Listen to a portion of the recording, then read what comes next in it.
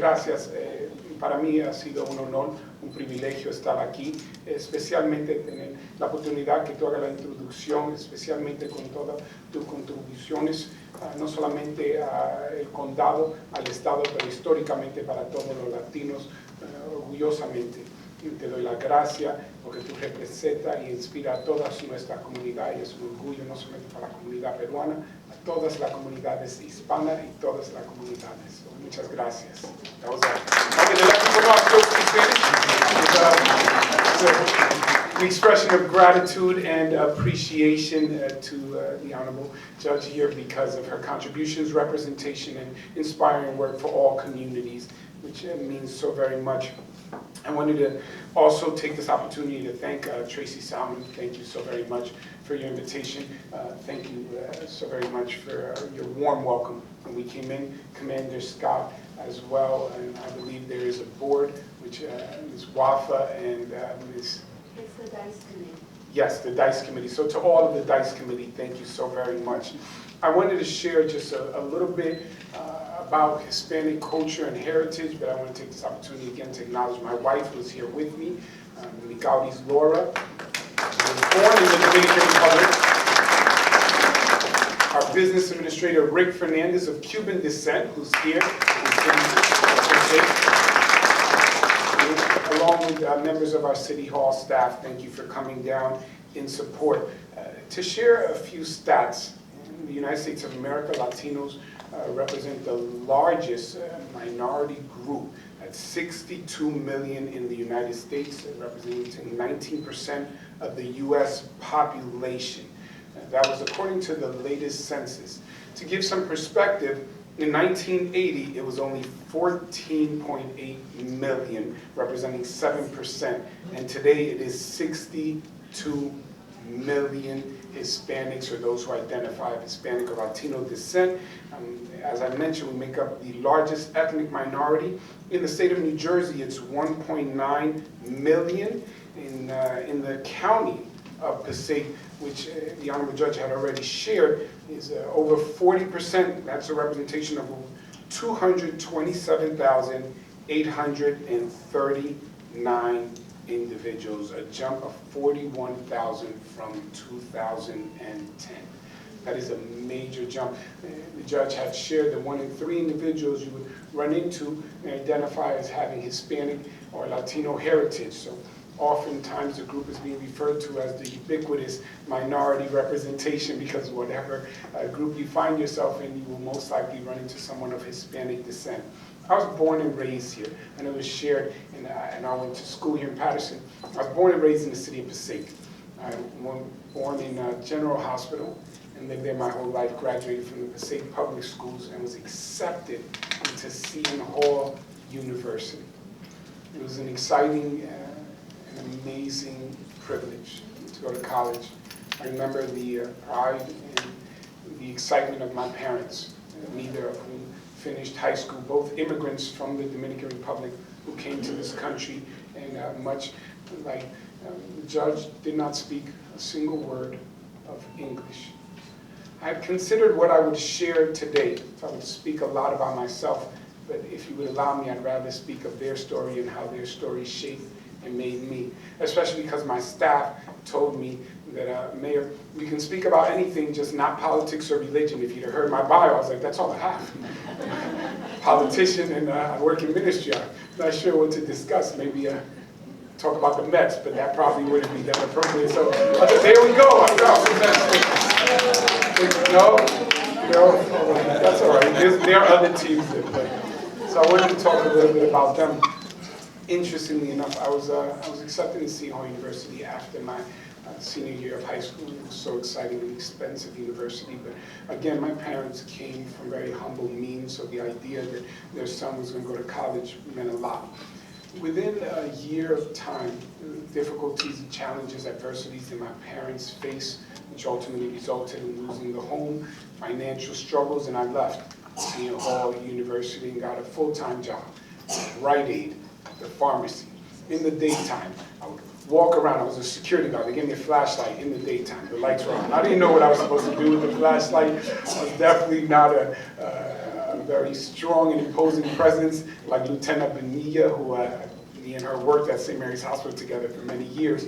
But in this job, I decided I wanted to continue my education, so I used the money to go to Passaic County Community College and continue my education, where my perspective for education changed a lot. I got to see individuals of older age pursuing their careers and take a very serious approach. Sometimes that's lacking freshman year in college, where that freshman year, especially when we're taking out loans and getting money, or we're going to all the frat parties, you want to take advantage, not painting too much of a broad brush. I wanted to take advantage of all the opportunities, but considering the struggles I faced, Passaic County Community College locally, I saw working moms, individuals who came from all over the world as immigrants to try to get better education and provide a better future for their children, and it greatly impacted me. I graduated from Passaic County Community College, and it was one of the proudest moments of my parents' life as they sat down with me at the ceremony. From there, I went back to get my bachelor's degree.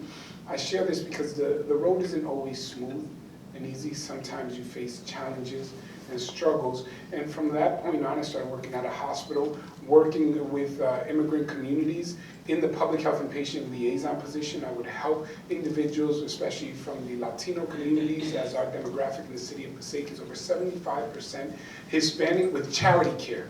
I would help them to pay bills where they otherwise couldn't. That opened a door to run for office. I became a city councilman. From there, a Passaic County freeholder, and then mayor.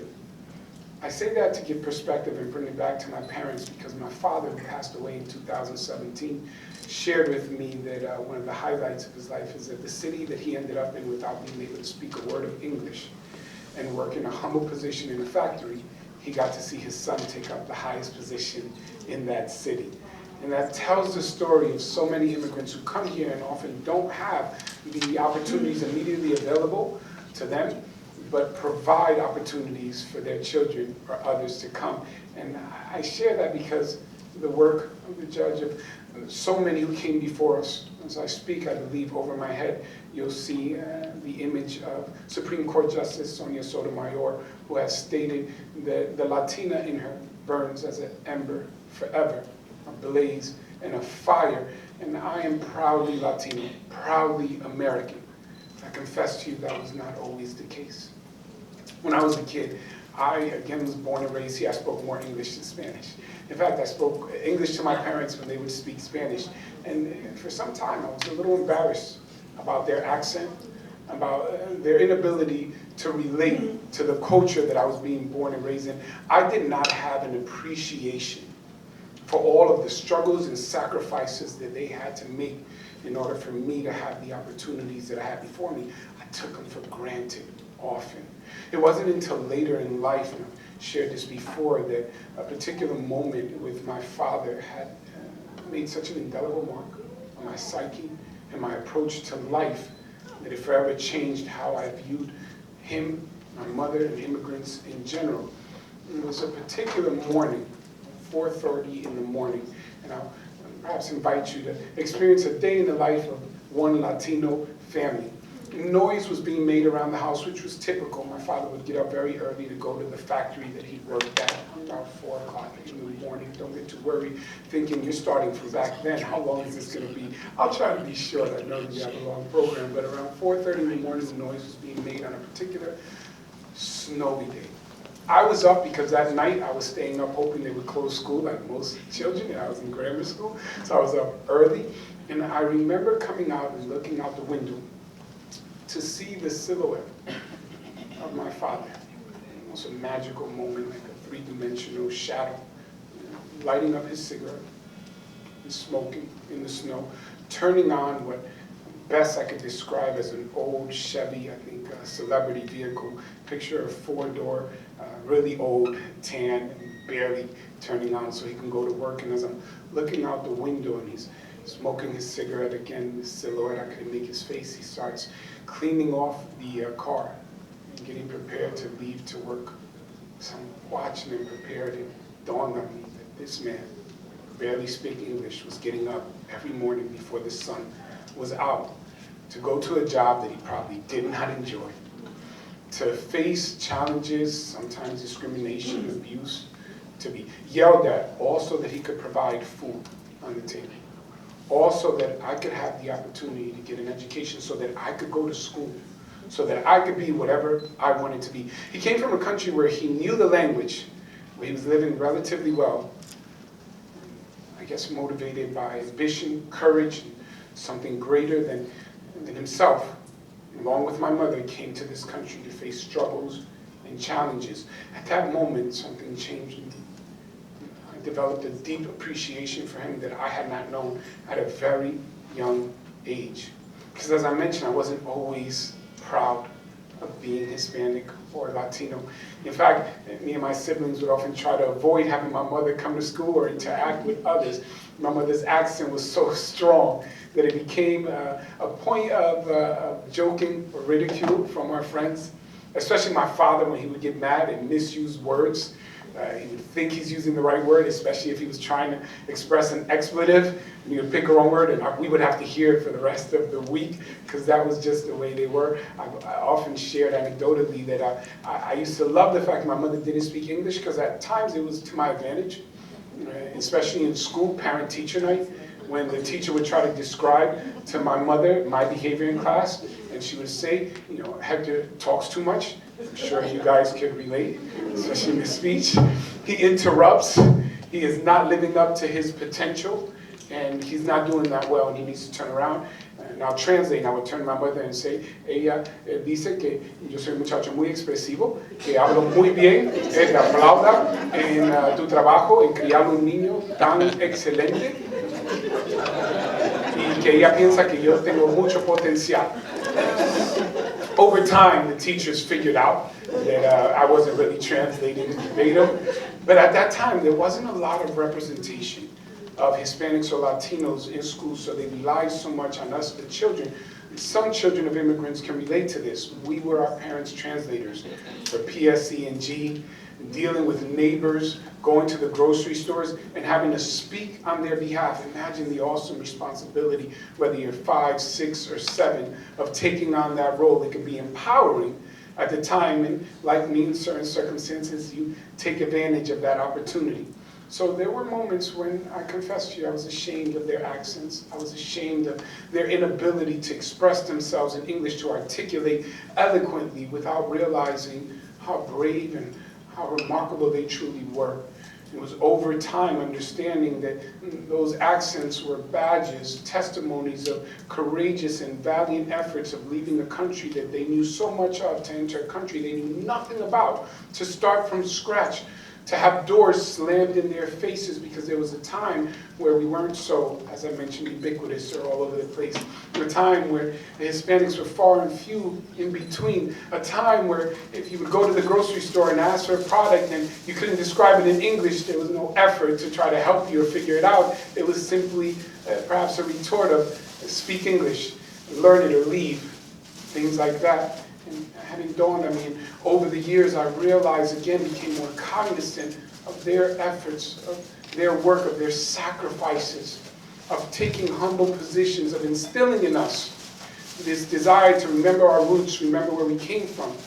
As the years went by, that understanding, appreciation grew into admiration. I began to share it in elected office, utilize my platform to encourage people. Don't hide your accent, because I think many of you may have similar stories where our parents or parents of any immigrant group, so they understood more than they could communicate. My mother was the same. I would try to explain, she says, yo sé lo que está diciendo. But she wouldn't want to speak because she was ashamed. And I realized older, why are you ashamed?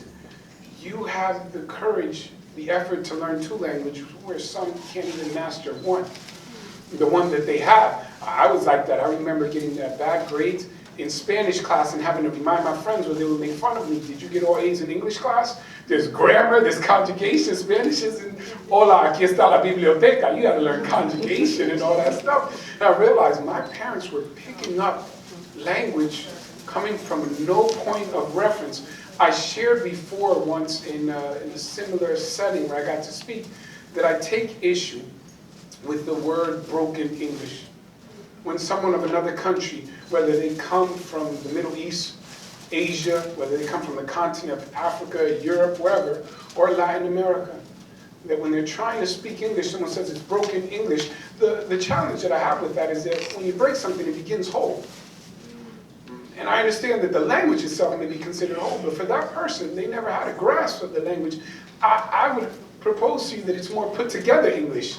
Like an artist or a sculptor who's putting something together from nothing to create something beautiful, that the individual who never had a chance to learn English comes to this country and puts it together, sometimes getting the context from the TV that they watch, or learning through trial and effort, or taking night classes while trying to work and provide a future for their children. They're piecing this language together, and that is beautiful.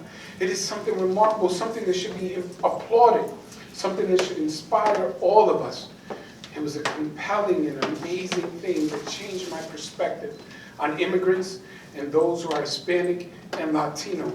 As I considered the words of Sonia Sotomayor and her pride in being a Latina, as I grew older, I became prouder of being Hispanic, because being Hispanic is not always easy.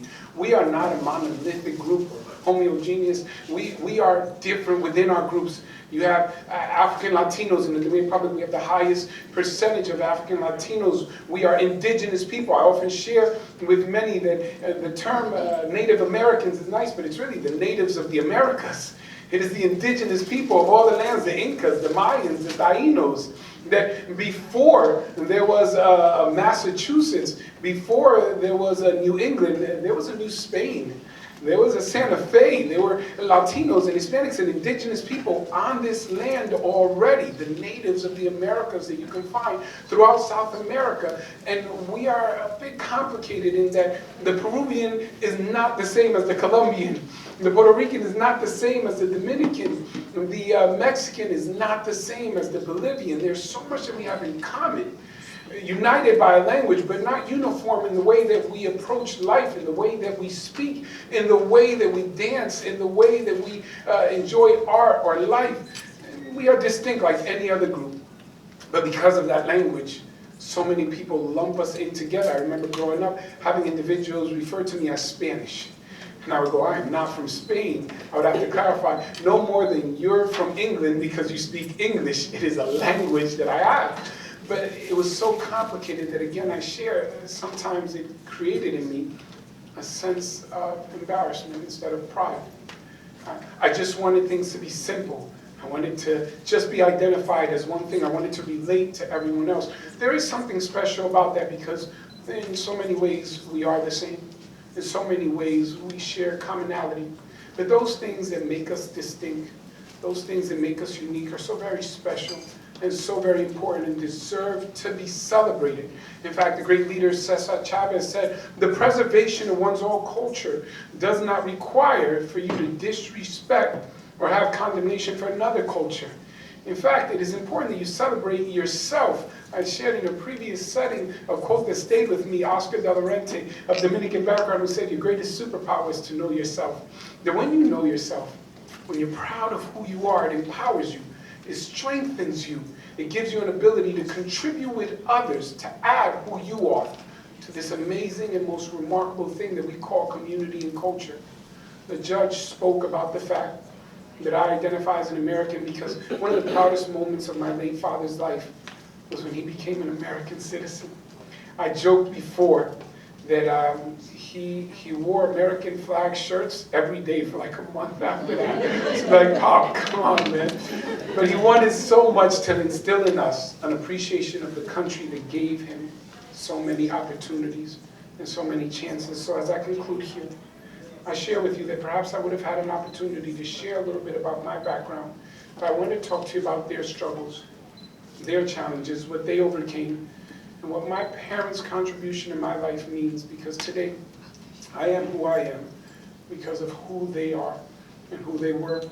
And would propose to you, as I've done in almost every setting that I've been in, if your parents are still around, no matter what your background or heritage is, take the opportunity, pause from whatever's going on in your life, call them and say thank you.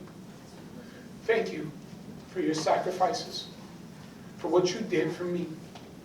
Thank you, because it wasn't easy. It's not a unique story to just Hispanics and Latinos, whether you are of African American descent, Italian, Polish, Arabic, or otherwise. I'm sure your parents had to go through a lot so that you can have a title, position, or opportunity. So I propose to you, take this opportunity to call them. Say, I may not know your whole story, but I know because of your story, mine is possible today. And if they're not around, like mine, you thank them where you believe they are. If you look up and you say thank you for all that you did. And remember this, you are the result of not just them, but all the work that came before them. So as you move forward, you will face challenges and adversities. But the whispers of our ancestors, the silent voices of those who came before us and did not find open doors, but rather had them slammed in their faces. We're told you don't belong here. Whatever was in them that did not allow them to quit and made sure that you today can be a remarkable poet, judge, law enforcement, commander, whatever professional you are, that is in you. Pass it on to the next generation so we can continue to break ceilings, make a difference, and ensure that others know why this nation is so great, because it is a nation for all. God bless you. God bless Passaic County. God bless